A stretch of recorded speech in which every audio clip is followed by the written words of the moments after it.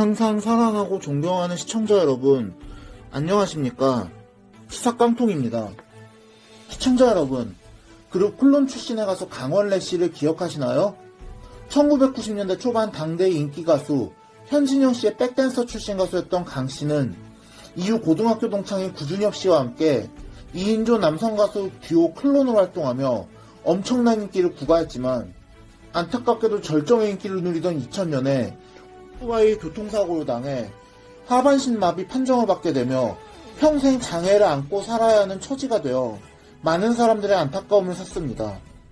그나마 동료 가수이자 오랜 연인이었던 김송 씨와 결혼한 후 시험관 시술 끝에 등남에 성공하는 등 재기하면서 현재는 TV와 라디오 등 방송 프로그램의 진행자나 대학 강사, 재활 환자들을 위한 강연 등의 사회활동을 주로 하고 있는 중입니다. 실제로 2018년 평창 패럴림픽 개회식에도 출연하는 등 강 씨의 인생 역정은 많은 분들에게 귀감이 되고 있다는 평인데요. 그런데 그런 강 씨가 최근 구설수에 휘말리며 대체 왜 이런 일이 벌어졌나 하고 많은 사람들의 궁금증이 쏟아지고 있습니다. 이는 강 씨가 자신의 SNS에 국내 코로나19 방역수칙 기준에 피해를 입었다고 호소하며 불만을 토로한 것이 발단이 되었는데요. 강 씨는 지난 20일 자신의 인스타그램에 90년대 댄스뮤직에 큰 영향을 줬던 이태원에서 영향을 받은 후배들이 대한민국 최고면 세계 최고란 실력까지 되었고 그 이후 빌보드 1위까지 차지하는 문화선진국이 되었다라면서도 하지만 코로나로 힘들어하는 방역대책은 우리 자영업자들이 느끼기에 선진국에 비해 꼴등인 것 같다고 주장하며 자영업자의 입장에서 상당히 큰 피해를 입었다고 주장했습니다. 실제로도 강 씨는 코로나 사태의 여파로 인해 최근 이태원에 있는 주점 운영을 중단했는데요. 코로나 때문에 자영업자들의 피해가 막대하다는 것은 많은 분들이 인정하시는 부분이기 때문에 사실 이 정도는 그냥 푸념 정도를 이해하고 넘어갈 수도 있을 겁니다. 또한 강 씨는 우리나라 방역이 어느 정도 잘 된 건 국민들의 노력이 크다. 이태원발이라는 단어 때문에 조용히 하란 대로 했다. 영업하지 말라고 해서 1년 가까이 영업 안 했다라고 말하며 힘든데 가만히 있으라고 해서 하루 50만원, 월 1,500만원, 연 1억 8천만원 손해를 봤다. 더 이상 어떻게 할까요? 라고 자신의 손해가 심했다는 것을 토로했는데요. 여기에 강 씨는 같은 날 최근 서울시장 출마를 선언한 국민의당 안철수 대표가 개최한 상인 간담회에 참석해 K-팝이 세계 최고인데 대한민국 방역은 전세계 꼴등인 것 같다. 이 빈가게만 봐도 가슴이 미어진다며 자신의 어려움을 토로했고 지난 9일 서울 용산구 이태원역 인근 세계 음식거리에서 개최된 이태원 상인의 집단에서도 정부가 제시한 방역 기준이 형평성이 없다고 주장하며 집합금지, 영업 제한, 시간 제한 등 방역수칙 전면 재검토를 요구한 메시지를 낸 적이 있습니다. 사실 누가 봐도 충분히 자영업자로서 낼 수 있는 요구입니다. 그리고 이런 강 씨의 한탄을 들은 안 대표도 현 정부의 사회적 거리두기 기준이 주먹구구식이라고 지적한 뒤 이태원도 거의 절반 정도 문을 닫고 떠나시고 나머지 절반도 언제까지 버틸 수 있을지 모르겠다고 한다며 강 씨의 어려움에 공감을 표했습니다. 그러고서는 재난지원금은 실제 재난을 당한 분들께 드려야 된다. 정부에서 현장 목소리를 듣고 정책을 제대로 세우길 바란다며 서울시부터 과학적인 거리두기 기준을 만들겠다고 약속했습니다. 사실 이렇게 무엇이 문제인지 파악하고 제대로 된 대책을 수립하는 것이 정말로 정부가 해야 하는 일이 아닌가요? 강 씨의 메시지가 불편할 수는 있겠지만 정부가 정말로 제대로 일한다면 이런 목소리를 흘려듣지만 말고 정책을 점검하고 조안해야 정상이라고 생각합니다.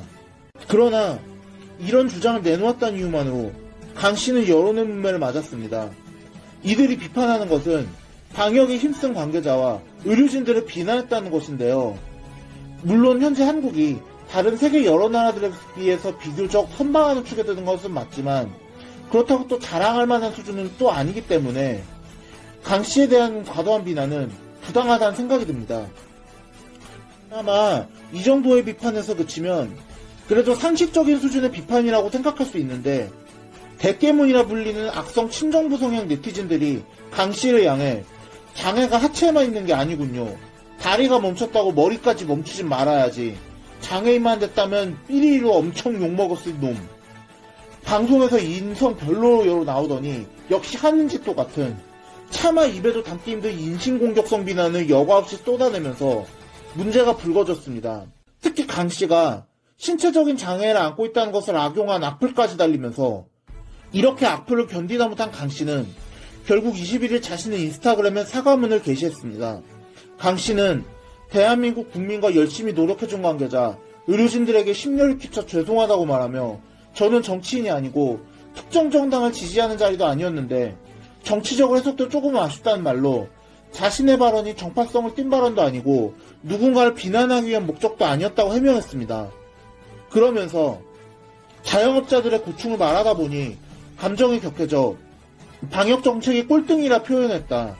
사과드리며 앞으로는 좀 더 보상이 있는 방역대책에 대해서 기대하겠다는 말을 덧붙였는데 사실 강씨가 그전 인스타그램에 올린 것도 그렇고 안철수 대표를 만나서 한 말도 그렇고 강씨는 누군가를 비난하고자 하는 의도에서 해당 글을 올린 게 아니라 그저 현재 정부의 방역대책에 아쉬운 부분이 있기 때문에 좀 더 현실적으로 정비했으면 좋겠다는 의견을 표명한 것뿐으로 보입니다.